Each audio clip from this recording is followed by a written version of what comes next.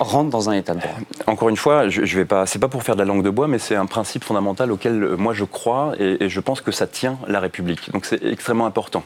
Moi, je vais pas commenter un fait divers. C'est un fait divers. Les images, elles sont choquantes. Elles m'ont choqué, moi aussi. Mais je connais pas l'ensemble du dossier, l'ensemble de la chaîne de commandement. Donc je ne sais pas ce qui s'est passé, pas plus que vous.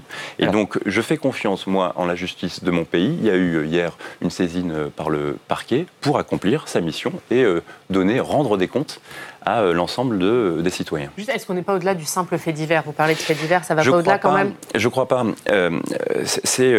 Encore une fois, vous ne pouvez jamais juger un dossier sur des éléments factuels, sur des éléments de cette dimension. Vous avez un extrait vidéo qui est choquant. Personne ne dira l'inverse. C'est inacceptable, pour être très clair. Attendez. Vous n'allez pas pouvoir commenter, très bien. Vous ne voulez pas commenter toute la globalité des faits puisqu'on ne les connaît pas et qu'une enquête policière est nécessaire. J'ai la même ligne. Je veux dire, j'ai la même ligne sur, par exemple, de la déclaration de Bruno Roger Petit. J'ai la même ligne sur porte-parole de l'Élysée. J'ai la même ligne sur l'ensemble des représentants politiques. Vous savez, c'est vraiment hors coloration politique. J'ai la même ligne pour Éric Woerth. J'ai la même ligne pour Marine Le Pen. Ça n'a rien à voir. Ne mélangeons pas tout. Si quelqu'un est pris la main dans le pot de confiture, si vous voulez, si je fais le tour du plateau maintenant, j'en viens aux mains avec vous, devant témoins, avec des caméras. Évidemment qu'il n'y aura pas besoin d'enquête pour voir où est le tort et que mon comportement est répréhensible. En tant que député, représentant de la nation. Mais c'est pour ça que j'ai repris ma casquette inverse, c'est-à-dire que la réponse ne vous satisfait pas, mais c'est la mienne. J'ai 11 ans d'expérience, pardonnez-moi, 11 ans d'expérience d'auxiliaire de justice. Je suis totalement en désaccord avec ce que vous venez de dire.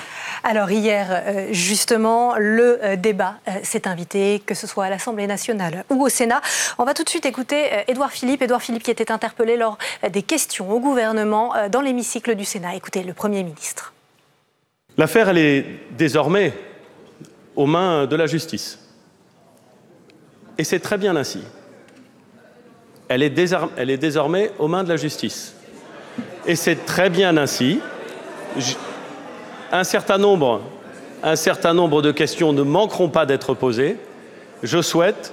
Nous souhaitons tous que cette enquête permette de déterminer les faits précis, les raisons claires, l'enchaînement des décisions qui ont été prises sur ce sujet. Je vous remercie. Charles Sapin. Oui, très bien. Donc, on vient d'entendre le Premier ministre qui s'est exprimé hier au Sénat. Mais il n'y a pas qu'au Sénat qu'on a parlé beaucoup de cette affaire. Hier, vous étiez à l'Assemblée nationale. Les débats ont été phagocytés par cette affaire Benalla.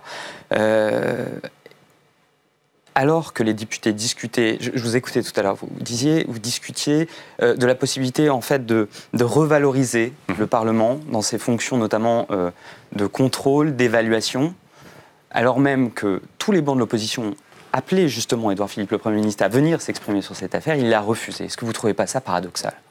Ce que je trouve paradoxal, c'est que les oppositions ont invoqué la séparation des pouvoirs. Montesquieu. L'esprit des lois. De l'esprit des lois, exactement. Et on aurait voulu, et on voudrait, c'est ce que les oppositions demandaient au fond, que le Parlement français se transforme en autorité judiciaire. On est en confusion totale des rôles de chacun, et ça c'est un danger. Et ça c'est garanti, vous savez par quel texte ? Le texte qu'on est en train de réviser, la Constitution. Donc c'est-à-dire que la commission d'enquête parlementaire qui a été validée, qui a été approuvée par l'Assemblée nationale, pour vous ce n'est pas une bonne chose ? Moi, je pense que seule l'autorité judiciaire peut faire justice et c'est les procédures qui sont en cours. On en parlait tout à l'heure. Donc je laisse le chemin de la justice. Vous savez, encore une fois, la justice est suffisamment complexe et suffisamment essentielle pour le laisser entre les mains de professionnels du sujet qui vont analyser, décortiquer, rendre compte et prononcer des sanctions le cas échéant. C'est une commission qui ne sera pas utile selon vous ? C'est en gros une façon de débloquer une obstruction d'une journée par des oppositions. Ça démontre aussi quand même la vacuité des oppositions, hein, pardonnez-moi de vous le dire, mais quand on passe une après-midi, je vous redonnais le chiffre de 2,5 millions par jour, le coût du Parlement, la démocratie n'a pas de prix, mais elle a un coût, c'est 2,5 millions par jour. À faire ça, alors que chacun est persuadé en dehors de l'hémicycle que c'est un fait divers en réalité, que tout le monde a bien conscience qu'on est en train de politiser un fait divers, et bien je crois qu'on n'est pas à la hauteur des enjeux et je crois surtout qu'on n'est pas à la hauteur des ambitions qui sont les nôtres et des attentes des Français. Vous savez, les Français, je crois, en tout cas ceux que je croise moi, les Bretons, pas que les Bretons, mais les Français, ils attendent de nous concrètement, encore une fois, du concret sur le chômage, sur l'école, sur la formation, sur la santé, etc. Et un peu d'exemplarité aussi. Ben, l'exemplarité, justement, c'est ce qu'on produit, nous, concrètement. Mais là, vous me dites produire de l'exemplarité, mais c'est le texte, la loi confiance, c'est ce qu'on est en train de faire, nous, toutes les actions de transparence et d'exemplarité sur l'Assemblée nationale. Là, je reprends ma casquette de questeur. Quand on aligne sur le droit commun le régime de retraite des députés, qu'on se l'applique à nous-mêmes au 1er janvier dernier, ça, c'est de l'exemplarité.